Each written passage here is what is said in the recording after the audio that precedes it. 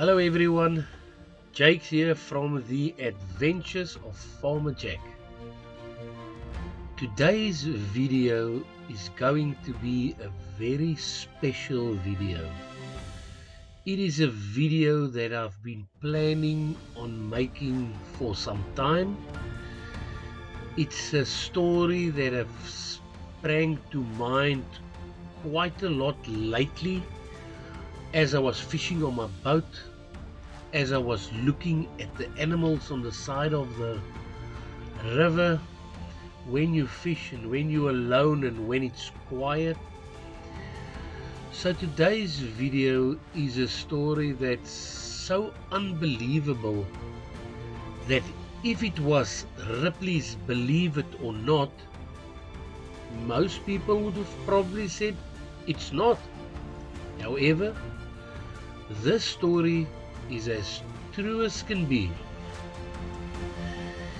So in today's video, I'm thinking of how to tell you the story.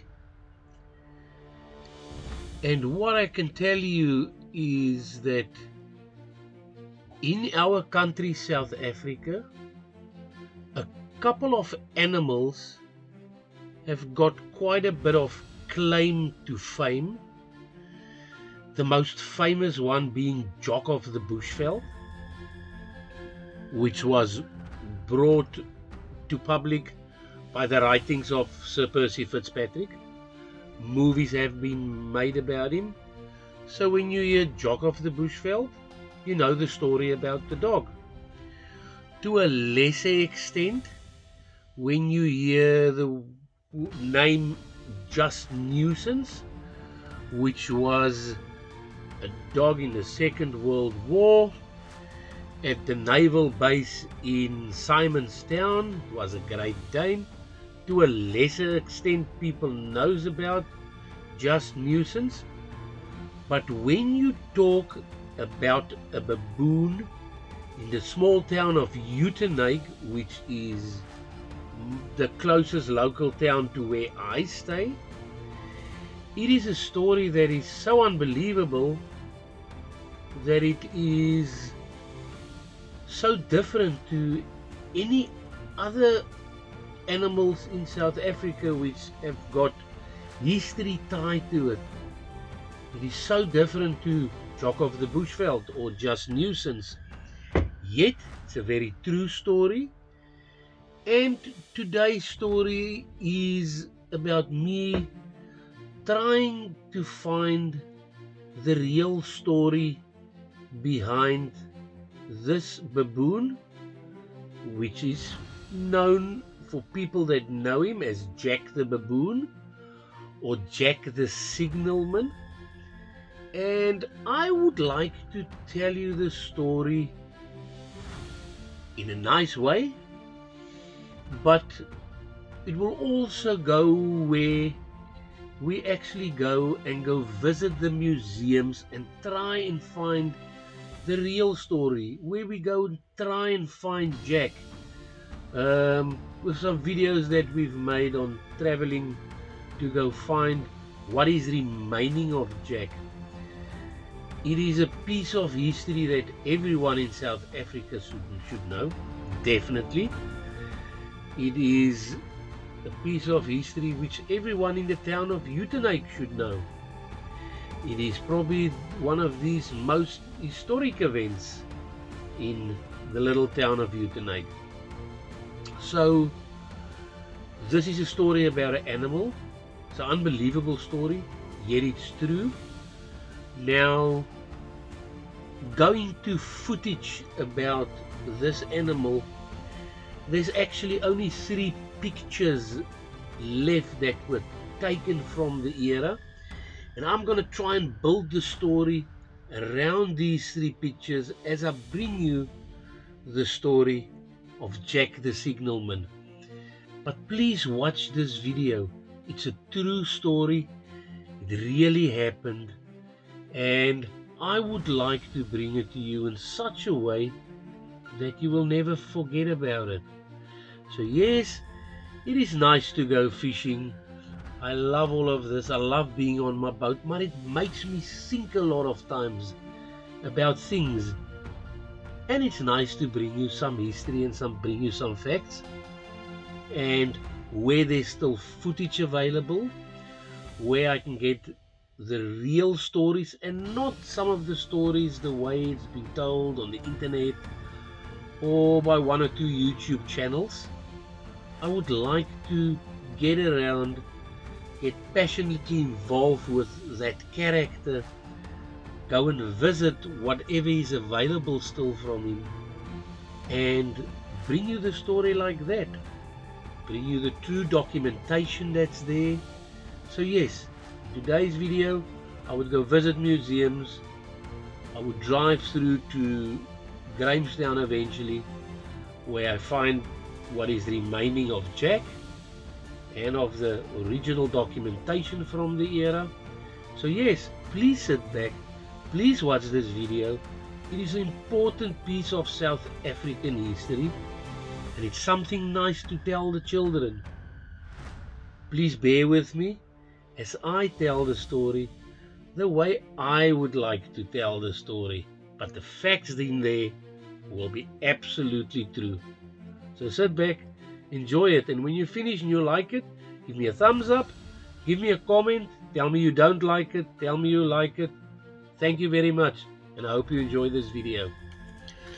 Now, as I scour the internet to see what information is available on this baboon, I found the following. One of South Africa's most famous trained baboons, one that always remained faithful to his master, was Jack the Signalman.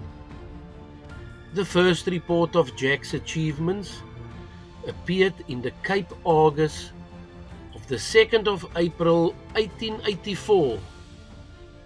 Passengers who reached the Uitenhage by train were frequently spectators to a sight that was amazing. A baboon that worked the levers and set the signals with an imitation of humanity, which is as wonderful as it is ludicrous. He puts down the levers, looks around to see if the signal is up, and then gravely watches the train's approach.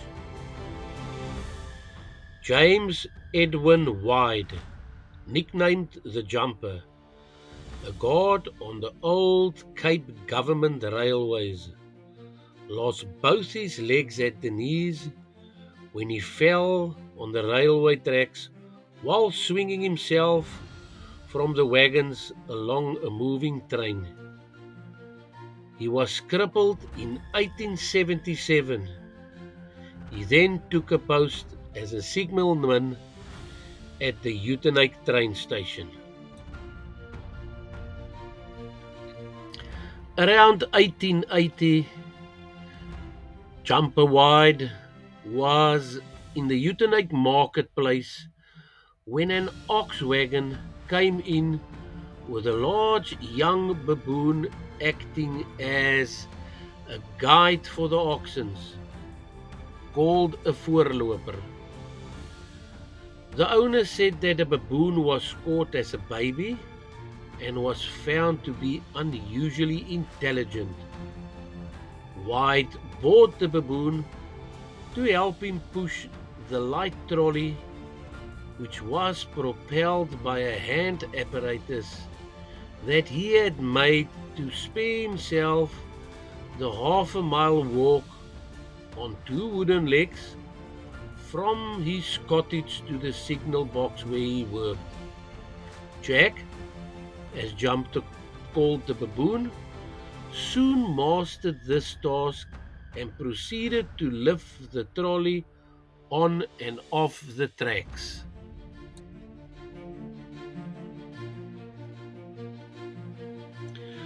The key that unlocked the points that enabled the locomotive driver to reach the coal sheds was kept in Wyde's signal box.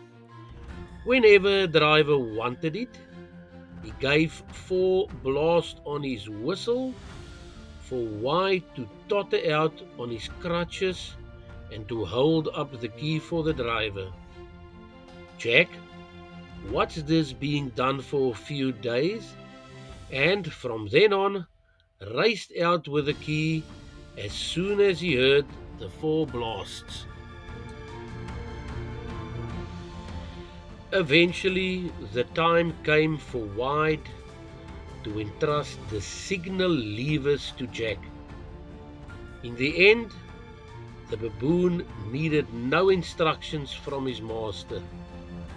He really knew which lever to operate for each approaching train.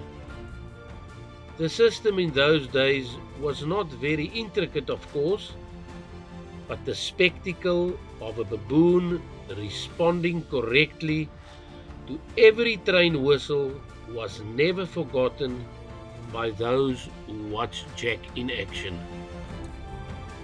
Inevitably, there were complaints from nervous railway passengers, and an official investigation was launched. Jack did not only come out of it without a stain in his character, but was accepted by the railway administration as a regular employee. Pounds and shillings in those days, in the way of wages, of course, meant nothing to Jack. Jack unfortunately passed away in 1890 from tuberculosis. And that's the internet story of Jack the Baboon. Now we will go and see if we can find Jack and see if the story is really true or if the story is different. So we prepare to set off on our journey. As I drove into Uitenhage, my first point of call was the Drosday Museum, which is the main museum in the town of Uitenhage.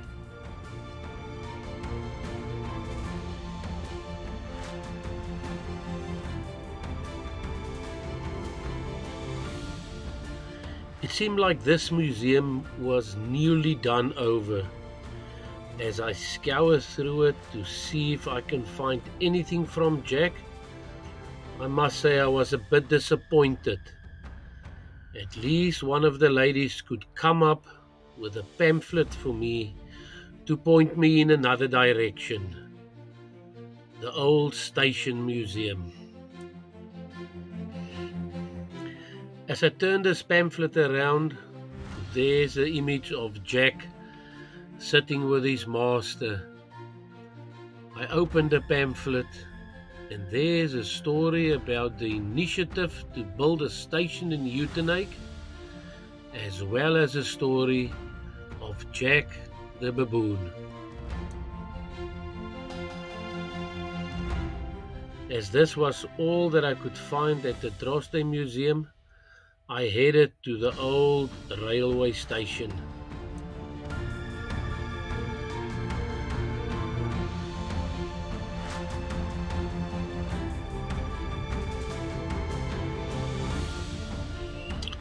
Great was my disappointment when I walked along the outside of the old station museum. It seems like there was an attempt to refurbish this museum, but that it all have stopped.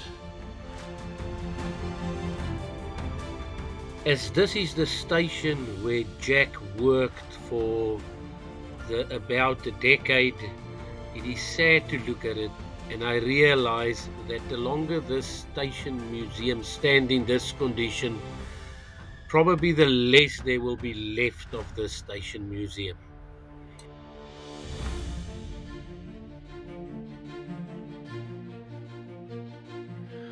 I came to the conclusion that this old magnificent building is not what it used to be.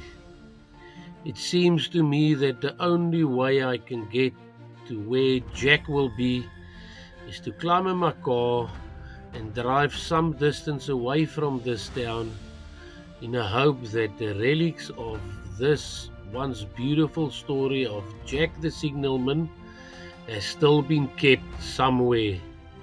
My next point of call would have been to go to the Grahamstown Albany Museum.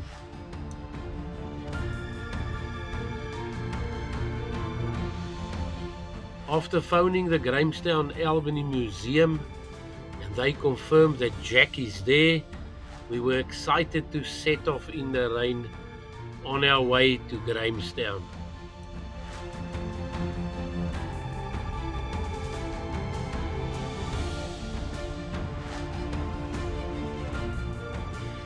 As we continue to drive, I keep on thinking, how much will this story change when I actually meet up with Jack, or what is remaining of Jack? How much will it change when I look at the original letters that were sent to the museum about Jack from the time of the passing of Jack? Obviously, a lot of people that write stories on the internet don't have the opportunity to jump into a car and go and see the actual information. So I'm continuously wondering just how much the story will change. And the excitement keeps on building.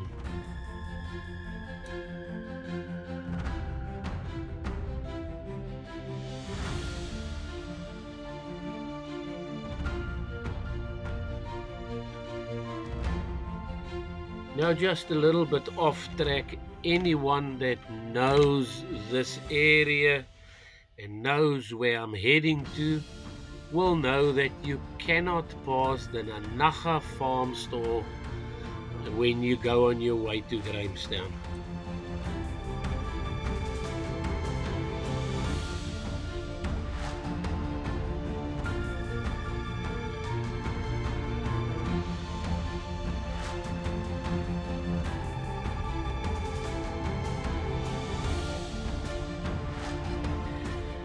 We eventually made it to Grahamstown, and we easily found the Albany Museum, where we know that Jack is waiting for us.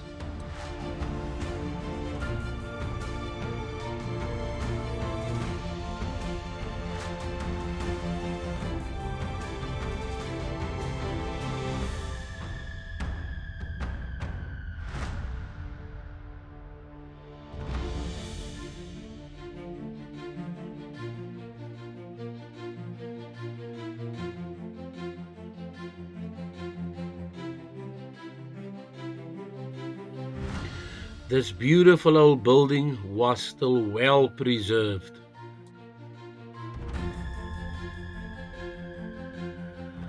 After being notified by the receptionist that Jack is kept on the top floor, we started our journey through the museum. And the first room we entered in made us clearly understand just how small we are in this universe.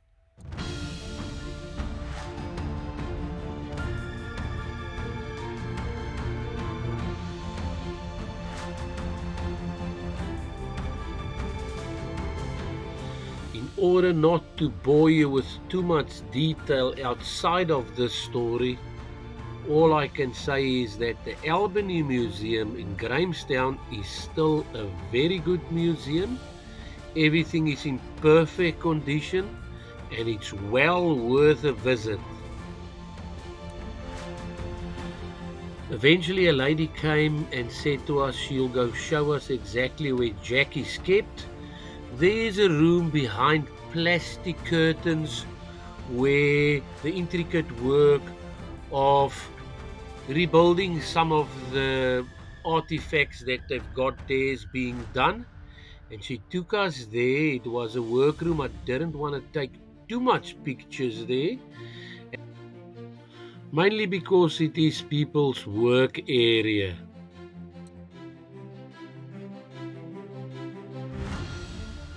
But that's where we find Jack, as it's also busy being renovated.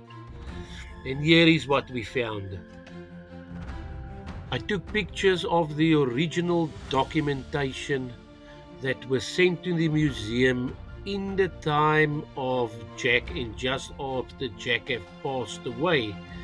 So these should be the most accurate documentation available.